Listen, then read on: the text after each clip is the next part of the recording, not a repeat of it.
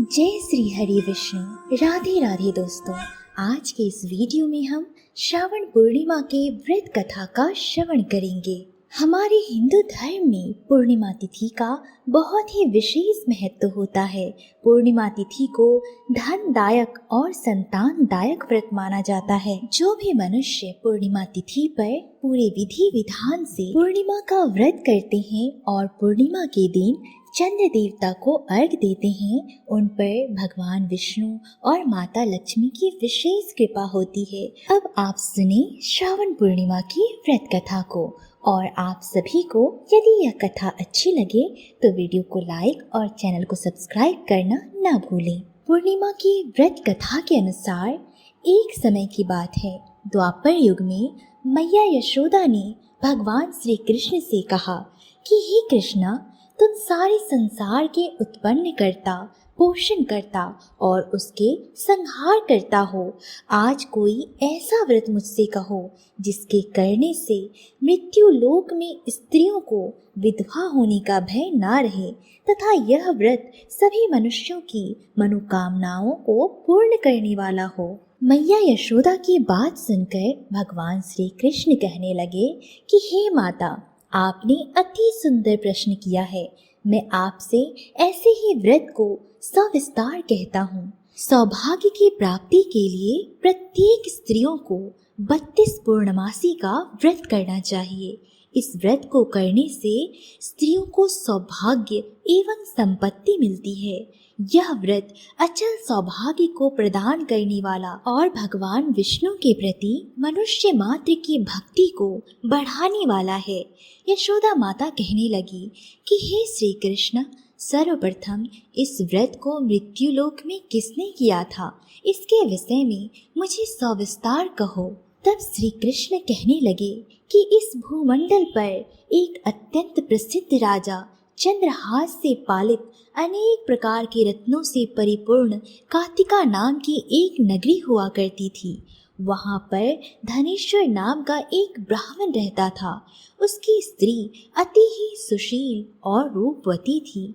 दोनों उस नगर में बड़े ही प्रेम से रहते थे। घर में धन धान्य की कोई कमी नहीं थी, लेकिन उनको एक बहुत ही बड़ा दुख था जो कि उन्हें हमेशा ही चिंतित रखता था। उसके घर में कोई भी संतान नहीं था।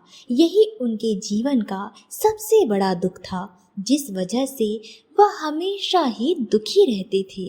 एक दिन उस नगरी में बहुत ही बड़ा तपस्वी योगी आया। वह योगी उस नगर के सभी घरों से भिक्षा मांगता, लेकिन कभी भी उस ब्राह्मण के दरवाजे पर भिक्षा नहीं मांगने जाता। यह देखकर रूपवती को बड़ा ही दुख होता था। एक दिन रूपवती ने अपने पति धनेश्वर से कहा कि हे स्वामी, ये योगी महाराज इस नगरी के सभी घरों से भिक्षा मांगते हैं, लेकिन केवल हमारे ही घर ये नहीं आते। इसका क्या कारण है? जब ब्राह्मण ने भी योगी को ऐसा करते देखा तो वे बहुत दुखी हुए। एक दिन योगी महाराज गंगा किनारे भिक्षा मांगकर प्रेम पूर्वक खा रहा था कि धनेश्वर ने योगी को यह सब करते देखा। तब धनेश्वर उस योगी के पास जाकर बोले कि हे योगी महाराज, आप इस नगरी के सभी घरों से भिक्षा लेते हैं, परंतु केवल मेरे ही घर से कभी भी आप भिक्षा नहीं लेते। इसका क्या कारण है? तब योगी महाराज ने ब्राह्मण धनेश्वर से कहा कि आपके धर्म हमें इस बात की आज्ञा नहीं देता है, क्योंकि अभी आप गृहस्थ जीवन में एक सुख से वंचित है। आपके घर संतान होने पर ही मैं आपके घर से भिक्षा स्वीकार करूंगा। योगी ने धनेश्वर से कहा कि जिसके घर संतान नहीं होता है, उसके घर से भिक्षा लेने से हमारे भी पतित होने का भय है, इसलिए मैं आपके घर का अन्न नहीं खाता। योगी के मुख से इस प्रकार की बातें सुनकर धनेश्वर को बहुत ही अधिक दुख हुआ। वह हाथ जोड़कर योगी के पैरों पर गिर पड़ा और दुखी मन से कहने लगा कि हे योगी, आप मुझे संतान प्राप्ति का कोई उपाय बताएं। आप सर्वज्ञ हैं, मुझ पर अवश्य ही यह कृपा करें। धन की मेरे घर में किसी भी प्रकार की कोई कमी नहीं है, लेकिन मैं संतान ना होने के कारण बहुत ही दुखी हूँ। आप मेरे इस दुख का हरण कीजिए। ब्राह्मण की बात सुनकर योगी ने ब्राह्मण से कहा कि हे ब्राह्मण, तुम चंडी का पाठ करो। चंडी की आराधना करने से तुम्हारे घर में अवश्य ही इस दुख का अंत होगा। घर पहुंचकर उसने सारी बात अपनी पत्नी को बताई और स्वयं तप करने के निमित्त वन में चला गया। और वन में जाकर उसने माँ चंडी की उपासना की और उपवास किया। चंडी ने 16वें दिन उसकी तपस्या से प्रसन्न होकर उसे स्वप्न में दर्शन दिया और कहा कि हे धनेश्वर, जा, तेरे घर पे पुत्र होगा, परंतु वह 16 वर्ष तक की आयु ही प्राप्त कर सकेगा। 16 वर्ष की आयु में ही उसकी मृत्यु हो जाएगी। यदि तुम दोनों स्त्री पुरुष 32 पूर्णमासियों का व्रत विधि पूर्वक करोगे तो वह दीर्घ आयु होगा। प्रातः काल होने पर इसी स्थान के समीप तुम्हें एक आम का वृक्ष दिखाई देगा। उस पर चढ़कर तुम एक फल तोड़कर शीघ्र ही अपने घर चले जाना और अपनी स्त्री से सब वृतांत कहना। ऋतु स्नान के पश्चात वह स्वच्छ होकर भगवान विष्णु का ध्यान करके उस फल को खा लेगी। तब भगवान विष्णु की कृपा से उसको गर्भ हो जाएगा। जब वह ब्राह्मण प्रातःकाल को उठा तो उसने उस स्थान के पास ही एक आम का वृक्ष देखा, जिस पर एक अत्यंत ही सुंदर आम का फल लगा हुआ था। उस ब्राह्मण ने उस आम के वृक्ष पर चढ़कर उस फल को तोड़ने का प्रयत्न किया, परंतु वृक्ष पर कई बार प्रयत्न करने पर भी वह नहीं चढ़ पाया। तब उस ब्राह्मण को बहुत चिंता हुई और विघ्न विनाशक श्री गणेश जी की वंदना वह मन ही मन करने लगा। हे दयानिधे, अपने भक्तों के विघ्नों का नाश करके उनके मंगल कार्य को करने वाले, दुष्टों का नाश करने वाले, रिद्धि सिद्धि के देने वाले, आप मुझ पर कृपा करके इतना बल दें कि मैं अपनी मनोरथ को पूर्ण कर सकूं। इस प्रकार गणेश जी की प्रार्थना करने पर उनकी कृपा से धनेश्वर वृक्ष पर चढ़ गया और उसने एक अति सुंदर आम का फल देखा। उसने विचार किया कि जो वरदान से फल मिला था यह वही है और कोई फल दिखाई नहीं देता। उस धनेश्वर ब्राह्मण ने जल्दी से उस फल को तोड़कर अपनी स्त्री को लाकर दिया और उसकी स्त्री ने अपने पति के कथनानुसार उस फल को खा लिया और वह गर्भवती हो गई। देवी जी की इस असीम कृपा से उसके यहाँ एक अत्यंत सुंदर पुत्र उत्पन्न हुआ, जिसका नाम उन्होंने देवीदास रखा। माता पिता के हर्ष और शोक के साथ वह बालक शुक्ल पक्ष के चंद्रमा की भांति अपने पिता के घर में बढ़ने लगा। भवानी की कृपा से वह बालक बहुत ही सुंदर, सुशील और विद्या पढ़ने में बहुत ही निपुण हो गया। दुर्गा माता की आज्ञा के अनुसार उसकी माता ने 32 पूर्णमासी का व्रत रखना प्रारंभ कर दिया, जिससे उसका पुत्र बड़ी आयु वाला हो जाए। 16वां वर्ष लगते ही देवीदास के माता पिता को बड़ी चिंता हो गई कि कहीं उनके पुत्र की इस वर्ष मृत्यु ना हो जाए। इसलिए उन्होंने अपने मन ही मन में विचार किया कि यदि यह दुर्घटना उनके सामने हो गई तो वे कैसे सहन कर सकेंगे। इसलिए उन्होंने देवीदास के मामा को बुलाया और कहा कि हमारी इच्छा है कि देवीदास 1 वर्ष तक काशी में जाकर विद्या अध्ययन करे और उसको अकेला कभी न छोड़ना चाहिए। इसलिए साथ में तुम चले जाओ और 1 वर्ष के पश्चात इसको वापस लौटा लाना। सब प्रबंध करके उसके माता पिता ने काशी जाने के लिए देवीदास को एक घोड़े पर बैठाकर उसके मामा को उसके साथ विदा कर दिया। किंतु यह बात उसके मामा या किसी और को नहीं कही। धनेश्वर और उसकी पत्नी ने अपने पुत्र की मंगल कामना तथा दीर्घ आयु के लिए माँ भगवती दुर्गा की आराधना और पूर्णमासियों का व्रत करना आरंभ कर दिया। इस प्रकार बराबर 32 पूर्णमासी का व्रत किया। कुछ समय के पश्चात एक दिन वह दोनों मामा और भांजा मार्ग में रात्रि बिताने के लिए किसी ग्राम में ठहरे हुए थे।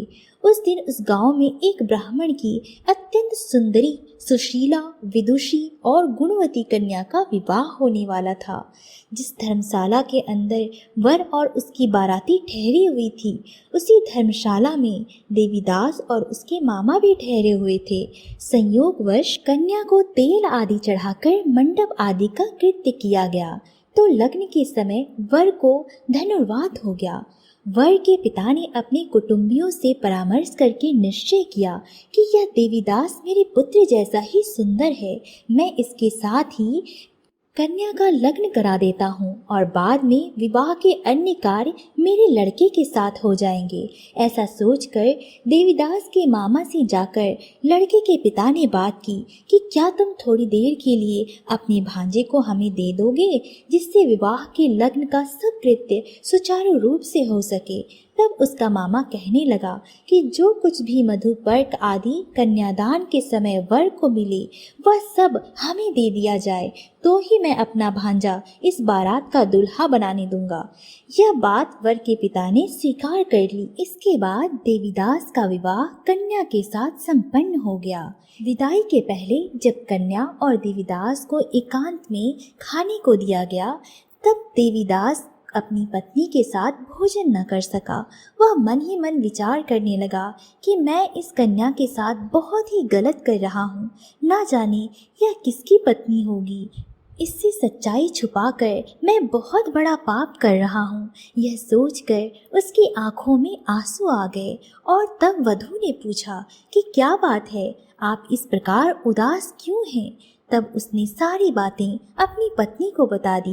तब कन्या कहने लगी कि यह ब्रह्म विवाद के विपरीत है, आप ही मेरे पति हैं, मैं ही आपकी पत्नी रहूंगी, किसी अन्य की पत्नी मैं कभी भी नहीं बन सकती। तब देवीदास ने कहा, ऐसा मत करिए, क्योंकि मेरी आयु बहुत कम है, मेरे बाद आपका क्या होगा। लेकिन उसकी पत्नी नहीं मानी और बोली कि स्वामी आप भोजन कीजिए। दोनों रात में सोने के लिए चले गए। सुबह देवीदास ने पत्नी के 4 नगों से जड़ी एक अंगूठी दी और एक रुमाल दिया और बोला कि हे प्रिय, इसे ले लो और संकेत समझकर स्थिर चित्त हो जाओ। मेरे मरण और जीवन जानने के लिए एक पुष्प वाटिका बना लो और उसमें सुगंधित वाली एक नव मल्लिका लगा लेना। उसको प्रतिदिन जल से सींचा करना। जिस समय और जिस दिन मेरा प्राणांत होगा, उस दिन यह फूल सूख जाएंगे। जब यह फिर से हरे हो जाएं, तो जान लेना कि मैं जीवित हूँ। यह समझाकर वह वहाँ से चला गया। इसके बाद जब वर और बाकी बाराती मंडप में आए, तो कन्या ने उन्हें देखकर कहा कि यह मेरा पति नहीं है, मेरे पति वह हैं जिसके साथ रात में मेरा विवाह हुआ था। इसके साथ मेरा विवाह नहीं हुआ। अगर यह वही है तो बताएं कि मैंने इसको क्या दिया था और यह कन्यादान के समय आभूषण जो इसे मिले हैं वह मुझे दिखाए। कन्या की ये सारी बातें सुनकर वह कहने लगा कि मैं यह सब नहीं जानता। इसके बाद सारी बारात भी अपमानित होकर वापस लौट गई। भगवान श्री कृष्ण बोले कि हे माता, इस प्रकार देवीदास काशी चला गया और कुछ समय बीत जाने के बाद एक सांप उसको डसने के लिए आया, लेकिन वह उसको काट नहीं पाया क्योंकि उसकी माता ने पहले ही 32 पूर्णमासी का व्रत किया था। इसके बाद खुद काल वहां पहुंचा। भगवान की कृपा से तभी वहां पर माता पार्वती और भगवान गणेश आए और देवीदास को मूर्छित दशा में देखकर माता पार्वती ने भगवान शिव से प्रार्थना की कि हे महाराज, इस बालक की माता ने पहले ही 32 पूर्णिमा के व्रत कर लिए हैं, आप इसको प्राण दान दें। भगवान शिव ने माता पार्वती के कहने पर उसे प्राण दान दिया। उधर उसकी पत्नी उसके काल की प्रतीक्षा कर रही थी। उसकी पत्नी ने जाकर देखा कि पुष्प और पत्र दोनों ही नहीं हैं, तो उसको बहुत आश्चर्य हुआ। तब उसने देखा कि पुष्प वाटिका फिर से हरी भरी हो गई है। वह समझ गई कि उसका पति जिंदा है। वह इसके बाद बहुत प्रसन्न हुई और अपने पिता से कहने लगी कि हे पिताजी, मेरे पति जीवित हैं, उनको ढूंढिए। जब 16वां वर्ष व्यतीत हो गया तो देवीदास भी अपने मामा के साथ काशी चल दिया। इधर उसकी पत्नी के परिवार वाले उन्हें ढूंढने के लिए जा ही रहे थे कि उन्होंने देखा कि देवीदास और उसका मामा उधर ही आ रहे थे। उसको देखकर उसके ससुर बहुत प्रसन्न हुए और उसे अपने घर ले आए। वहाँ पर सारा नगर इकट्ठा हो गया और कन्या ने भी अपने पति को पहचान लिया।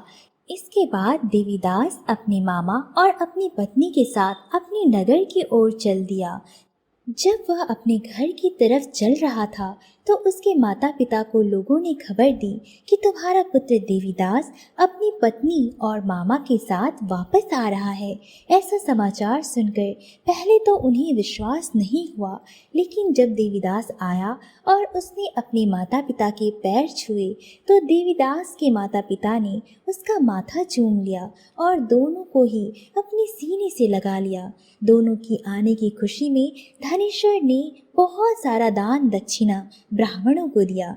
श्री कृष्ण कहते हैं कि इस तरह धनेश्वर को 32 पूर्णिमा के व्रत के प्रभाव से संतान की प्राप्ति हुई। कहते हैं कि जो भी स्त्रियां पूर्णिमा के व्रत को करती है वह जन्म जन्मांतर तक वैधव्य का दुख नहीं भोगती और सदैव ही सौभाग्यवती रहती है। पूर्णिमा का यह व्रत संतान देने वाला और सभी प्रकार की मनोकामनाओं को पूरा करने वाला है। बोलिए भगवान विष्णु की जय, सत्यनारायण भगवान की जय।